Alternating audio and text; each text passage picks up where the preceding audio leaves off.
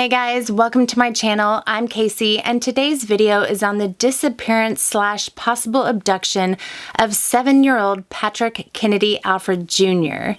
This sweet little boy went missing from Brooklyn back in 2010, and how he ended up where he would disappear from is a really sad and infuriating story all in itself. He was basically thrown to the wolves, and a lot of mistakes were made by multiple parties. So many people who were supposed to look out for his well-being completely let him down, and I feel this did contribute to his disappearance. Patrick was born on November 28th of 2002 in Staten Island, New York, to parents Jennifer Rodriguez and Patrick Alford Sr. The couple was very, very young when they had Patrick. I believe his mother, Jennifer, was just 15 years old, and 3 years later, when she was 18, they had another child named Jaylene. It was a little girl. The parents didn't stay together, but they loved their children, and I do believe they meant well and wanted the best for them. In 2002, Patrick was a typical 7-year-old boy. He was in first grade. He loved basketball, playing video games on his PlayStation, classic cars, Marvel comics, and he liked bedtime snacks. He was known to sometimes sneak snacks when he should have been getting ready for bed. I do that too, Patrick. Nighttime snacks are the best. He was a smart, funny, good-natured little boy who was a good big brother to his little sisters, and he really loved his family. He didn't like being away from people he was familiar with, and I think he particularly loved his mama and wanted to be close to her. He didn't have a habit of wandering off or leaving on his own. He made sure to stay kind of in his safe space with his family nearby. Now, I feel like Patrick's mother, Jennifer, really did try. She herself had had a traumatic childhood, and she wanted her kids to have better. But like I said, she was young and she was suffering from some mental health issues. She struggled with depression and was very overwhelmed with trying to raise 2, possibly 3 kids on her own. On December 26th of 2009, Jennifer was caught shoplifting, and she had 7-year-old Patrick with her and Jaylene, who was only 4. And they were with her when she committed this offense. She was arrested, but was able to call her mother to come and get the kids. The Administration for Child Services was notified, and they in turn notified Child Protective Services. ACS was concerned about the kids being with their grandmother, as the grandma had 11 prior cases against her. I'm not sure what these prior cases were, but ACS didn't think it was a good idea for the kids to be in her care. On December 29th, Jennifer had gotten out of jail from the shoplifting charge and was back at her apartment on Staten Island when CPS knocked on her door. 4-year-old Jaylene was already back with her, but Jennifer told them that Patrick was not there. He was staying with his Aunt Blanca Toledo in Brooklyn. Now, while CPS was in the apartment, Jennifer appeared to be impaired and admitted to being high on PCP, so CPS took little Jaylene from Jennifer. I do want to note that in an interview, Mom Jennifer stated that she voluntarily gave her children to CPS temporarily so that she could get help with her substance abuse, maybe check herself into a facility. She wanted to be better for her children, and I've said this before in other videos, but I commend any parent who realizes that they may be unfit and gives their children up so their kids can have a better life. If she did hand them over willingly, I believe she did it out of love. I think she wanted to get herself straight for her kids. So CPS went to the aunt's home to retrieve Patrick. He was there, like his mom had said, and he was being well cared for by Blanca, but CPS stated they wanted to take Patrick along with Jaylene because they wanted to keep the siblings together. They didn't want to separate them, and this bugged me at first. I was thinking, why didn't they just let Jaylene go to the aunt too so the kids could be together with family instead of placing them with someone unfamiliar to them? I do have an answer for that. The reason Patrick and Jaylene couldn't stay with their Aunt Blanca was because her home had not yet been cleared by ACS. She didn't have legal custody of Patrick or Jaylene, and they hadn't had the chance to run a background check on her or others living in the home. So it wasn't because Blanca was necessarily unfit to care for the kids or anything like that. It was because proper steps had not yet been taken, I guess, for the state to allow the kids to stay with her. Patrick and Jaylene couldn't go to their father, Patrick Sr., either, because at that time, I believe he was living in a homeless shelter and there wasn't room for the kids to also stay there. But from what I understand, there were multiple other family members that showed up to family court with Jennifer, aunts and cousins who were more than willing and perfectly able to take Patrick and Jaylene and properly care for them. But CPS was still like, nope. Putting them with someone that they've never, ever met before is better. I don't know, you would think that they would have at least tried to get family members checked out in a rush for the sake of the kids, but I'm sure there are rules and procedures in place I don't have knowledge of, and I don't know the dynamics of the rest of the family. I just think CPS and the judge could have done a lot better than what they did. So instead of going to family, Patrick and Jaylene were temporarily placed in the home of a woman named Labrada Moran, who lived in the Spring Creek development, also known as Starrett City, at 130 Vandalia Avenue in Brooklyn. Labrada had been a foster mom for 20-some years, so this wasn't her first time taking children in, but she only spoke Spanish.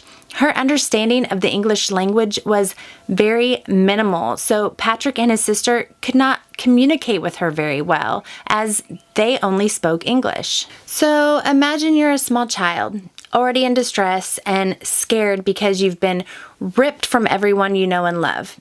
Everything familiar to you is gone besides your little sister, and you are being forced to stay with an adult that doesn't understand what you are saying. Patrick was not happy. He was not dealing with it well. He began to act out.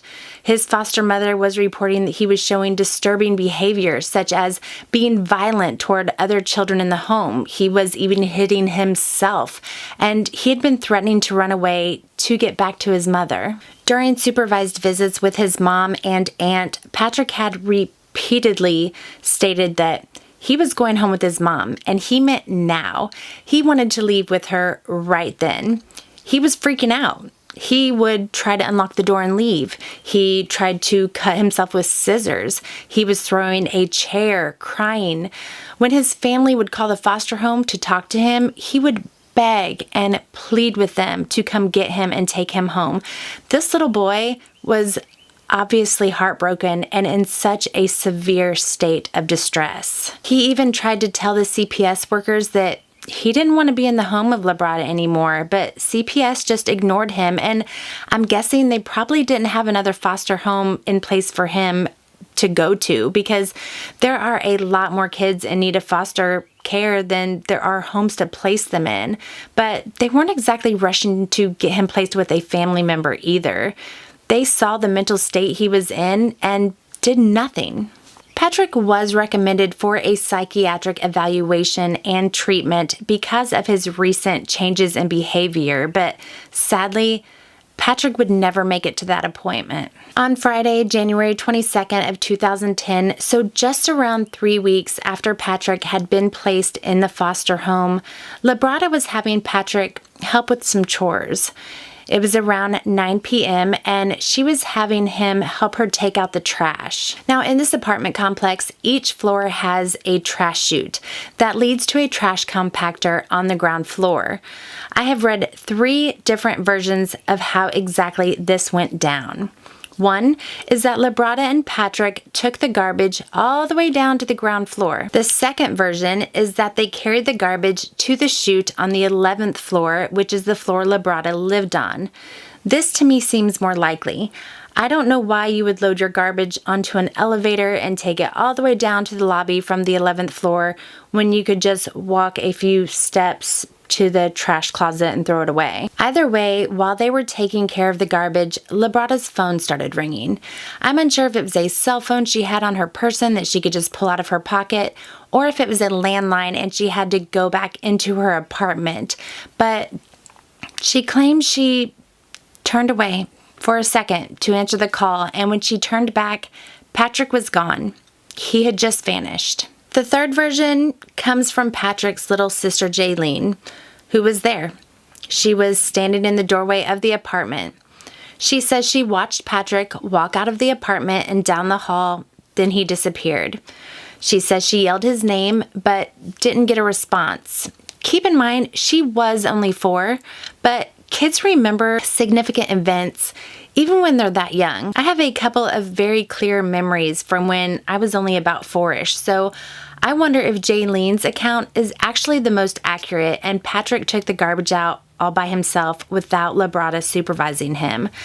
I'm sure Librata wouldn't want to admit she let him go alone, if that is what happened. Depending on where they were, since there are different accounts, if they were in the lobby, he could have easily exited out the main entrance. If they were on the 11th floor, Librata's apartment and the trash chute are right by the stairs, so he could have escaped that way. Each apartment has 2 elevators and 2 emergency stair exits. Whichever way he went, it appeared that Patrick had made good on his threat to run away. Librata did call to report that he ran away, and although I don't have an exact time, I believe it was fairly quickly after she realized he was gone. Police got on it.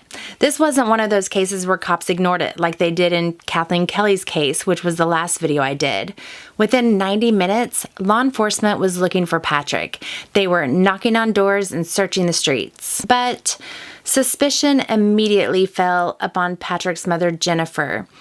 Patrick had said that he was going back to his mom numerous times, and most of the time when a child goes missing, it is a family member or someone close to the child that is responsible. So I do understand why they tend to look at family first. Police really thought she had either taken him or at the very least had something to do with it and knew where he was. According to a family member, Jennifer had threatened to kidnap Patrick to get him back, and she knew the address of the foster home because she had been there for supervised visits. A judge ordered that Jennifer had to present Patrick at a family court hearing a few days after he disappeared, but she insisted she didn't have Patrick and didn't know his whereabouts, so of course she couldn't bring him to court with her. She was arrested and jailed for contempt of court and withholding information, and the judge told her she would stay there at Rikers Island until Patrick turned up. But she was still adamant she did not know what had happened to her son, and there was no evidence that she had taken Patrick. The only thing police had against her pertaining to his disappearance were the statements that her family members had made claiming that she planned to take him. She was released about 2 weeks later after she passed a polygraph test. And my thoughts on that are, why did police think that she would kidnap one kid and not both? It's not like she would have known Patrick would be taking out the trash at exactly 9 p.m. on a Friday. Those are just my thoughts on it. Numerous other family members of Patrick's, including people as far away as Florida, Illinois, Pennsylvania, Maryland, and Puerto Rico, were investigated to see if they had him or knew anything. The family was throwing accusations at each other. They all thought someone in the family was hiding him, but no one seemed to know his whereabouts, or if they did, they weren't admitting it. Police talked to teachers at his school and others that were around him, but no one claimed to have any information. Librata, the foster mom, was checked into, of course, but she was dismissed as being a suspect pretty much immediately. There's not a lot of information on how exactly they cleared her. I do believe they had surveillance footage of her looking for him throughout the lobby, though. Weird they saw her on camera and not Patrick. Police dogs traced Patrick's scent to a bus stop. I believe it was on Belt Parkway, but I'm not completely positive on that. But it was a bus stop about 2 blocks from the Spring Creek Development Apartments. They questioned all of the bus drivers and even rode all of the buses that Patrick was known to ride on, but none of the drivers had seen him. And if Patrick had tried to board a bus, he wouldn't have had any money to pay the fare. It was really cold out that evening, and Patrick was only wearing jeans and a red t-shirt, no coat. I'm pretty sure a bus driver would find that odd and report it, or at least remember it. Law enforcement deployed boats and scuba divers in the bodies of water near the apartment complex. They had helicopters in the air. They checked all the junkyards. They searched every street, and they checked surveillance cameras from everywhere in that area. A boy matching Patrick's description was seen on surveillance outside the apartment building, and the boy was seen with a woman, but it has never been confirmed that this young boy was in fact Patrick. Police conducted more than 14,000 interviews. They also checked into registered sex offenders in the community where Patrick was living. Law enforcement canvassed 214 buildings and searched more than 9,000 apartments in and around the Spring Creek development. They hung flyers everywhere and handed them out to people walking in and around Brooklyn. I even saw in one news video where they had a van with Patrick's picture on the side and a speaker blaring his information. Patrick Alford was last seen around 9 o'clock in the evening. On this 5th anniversary of Patrick's disappearance, police used loudspeakers to share information about the case as they drove through the Starrett City neighborhood where he was last seen. Still, no one was coming forward with any solid information. They did get a tip that a boy with ears that looked like Patrick's and a scar over one eyebrow, like Patrick also had, was spotted somewhere in Brooklyn. That boy's mother was able to produce a birth certificate showing it was in fact her son and not Patrick. There was another supposed sighting in Minnesota. Police checked surveillance from a store where someone thought that they had saw him, but that boy wasn't Patrick either. Patrick was wearing a red t-shirt, blue jeans, and black and blue Jordan sneakers when he disappeared. He has black hair and brown eyes and was 4 feet 8 inches tall and around 65 pounds when he vanished. He has a scar on his left eyebrow, a birthmark on his abdomen, and goes by the nickname Lil P. It's been 11 years since Patrick disappeared, and he is still missing. How does a 7-year-old seemingly vanish with zero trace? No one saw anything. No one noticed a little guy in just a t-shirt and jeans outside by himself on a freezing night in Brooklyn. He's not caught on camera anywhere. I don't understand how this happens. Police have said this is one of the most extensive searches they have ever done, and I do believe they put their all into finding him. They really looked everywhere and had tons of people working the case. I know someone is going to ask in the comments about whether or not they checked the trash chute. I wondered that myself. There's no report on exactly that, but I'm sure they did. That was most likely one of the first places they looked. They searched the whole building, like in its entirety, so I'm sure that included examining the garbage chute and the compactor. Around 9 months after Patrick disappeared, his mother, Jennifer Rodriguez, filed a federal lawsuit against the Administration of Children's Services, the City of New York, and Labrada Moran for failing to protect her son. She claimed that ACS was negligent when they placed him in an unfit foster home, and Labrada failed to provide proper care for him. I have to agree. A federal judge threw out that suit in March of 2011, but told Jennifer she could sue individual caseworkers and ACS. So she did. And in August of 2018, the suit was settled for $6 million. This money was put into a trust, and it is to be used to aid in the search for Patrick. Pay the private investigators, put up billboards, probably covered the reward money. And if someday, hopefully, if Patrick is found alive, whatever money is left over will go to him. In 2012, 2 years after Patrick went missing, his father, Patrick Alford Sr., was shot in the head multiple times by 5 men who apparently forced their way into his home. Patrick Sr. was living in East New York, and according to his story, the men came in demanding the reward money that was being offered in his son's disappearance, which he obviously didn't have there with him. Who goes to someone's house believing they're stashing the reward money there? Geniuses, that's who. I'm not laughing at the fact that he got shot. I'm laughing because some criminals are just so dumb, it's ridiculous. Patrick Sr. did return fire on the men, and his other two small children were in the home with him at the time. They weren't hit by any of the bullets flying around, thank goodness, and Patrick Sr. very luckily survived the shooting, but was left paralyzed on his left side. He is able to get out of his wheelchair and walk, but it's slow moving. It takes a lot of effort, and I'm sure it's very painful. So, my personal opinion on what I think happened the night Patrick disappeared is that little Patrick missed his mother. He was in panic mode. He had been in an unfamiliar place for 3 weeks. He was probably told it was just a temporary situation, which I'm sure it was intended to be, but 3 weeks would probably feel like an eternity to a little kid. Patrick probably felt like it was a permanent situation, that he was stuck there. He was never going to be allowed to leave, never going to be returned to his family. No one was listening to him, and he was desperate to get out. I believe Patrick saw an opportunity to escape and took it. He was only 7, but it has been stated that he knew how to get back home to Staten Island. He was very street smart. He knew his phone number and his home address. I think he left on his own with the intention to return to his mom, and something happened. Someone or something interrupted his plan. 7-year-old boys don't just run away and make it in the world completely on their own with no money, no place to stay, and no help. I myself have never been to New York or Brooklyn, so I don't know about the whole transit system, but my daughter has, and she said it's pretty easy to get around. There are a lot of kids that ride the buses and subway to and from school alone, so perhaps Patrick was used to the route to Staten Island and thought he could make it.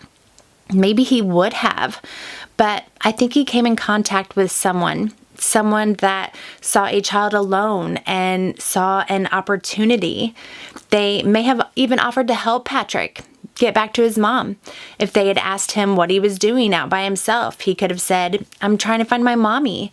And they may have offered to help with no actual intent to do so. If someone did take him, I hope they did it because they wanted a kid of their own to raise, and not because they plan to harm him. I hope he's alive and well somewhere and doing okay. And if he is, he's no longer a little kid. He's 18 years old now. Police do believe he ran away and may even still be in the Brooklyn area.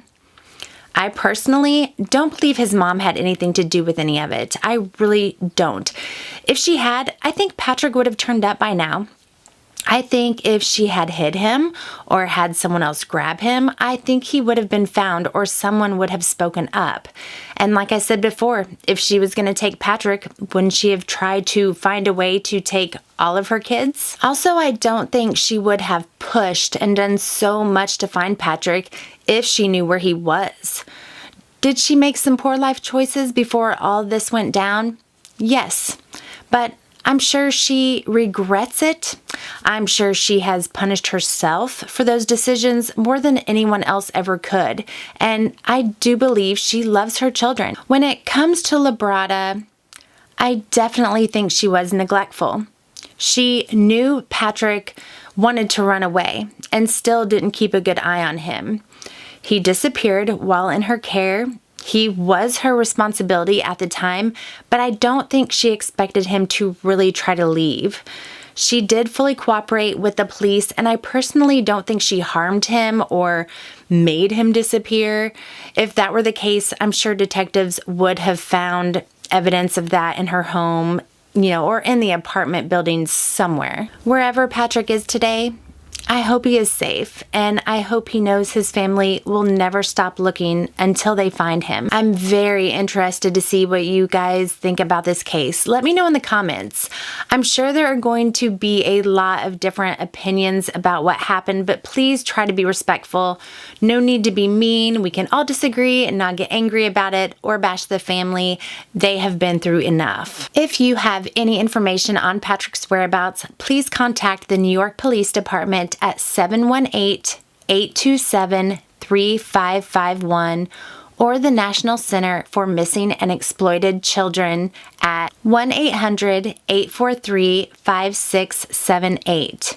You can also email tips to tips@findpatrickalford.com. There is a reward of $500,000 for information leading to the safe return of Patrick Alford Jr., as well as an additional $12,000 reward being offered by the NYPD and Crime Stoppers. That's an awful lot of money if you know something. I appreciate you all being here. This was a much longer video than I normally do, so if you are still here, thank you for sticking it out with me and listening to Patrick's story. His family loves him and misses him, and they just want him home. They deserve to know what happened to him, and if someone did something to him, Patrick deserves justice. Please share his flyer, get his face out there. The link for that flyer is in the description box, as well as the links for the Help Find Patrick Alford Jr. Facebook page and all of the sources I used to get info for this video. As always, I mean no harm in doing these videos. I am simply trying to spread awareness on the missing cases that need more exposure. I upload a new video every single week, so make sure you hit that subscribe button so you don't miss when I add new content. I would also highly suggest checking out my entire missing playlist, as each case I cover is important and deserves more attention. If you have a case suggestion for me, you can email me at caseyhudsonyt@gmail.com. That's it for today. Thanks again, you guys, and I will see you next week.